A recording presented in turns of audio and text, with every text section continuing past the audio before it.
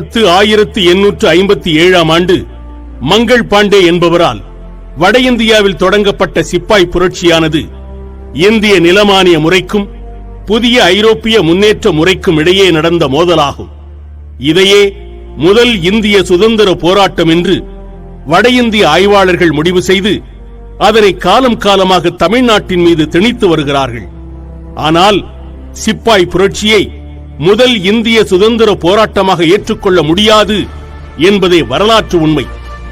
இதற்கு 57 ஆண்டுகளுக்கு முன்பே மாமன்னர்கள் மருது பாண்டியர்களால் அரசியல் ரீதியான இயக்க வடிவம் கொடுக்கப்பட்டு அனைத்து சிற்றரசர்களையும் புரட்சியாளர்களையும் ஒன்றிணைத்து வீரச்சங்கம் அமைத்து இந்திய துணைக்கண்ட மொத்தத்திற்கும் சுதந்திரம் வேண்டி ஜம்பு தீவு பிரகடனம் என்ற போர் பிரகடனம் வெளியிட்டு மருது பாண்டியர்கள் முன்னெடுத்த தென்னிந்திய புரட்சியே இந்தியாவின் முதல் சுதந்திர போராட்டமாகும்.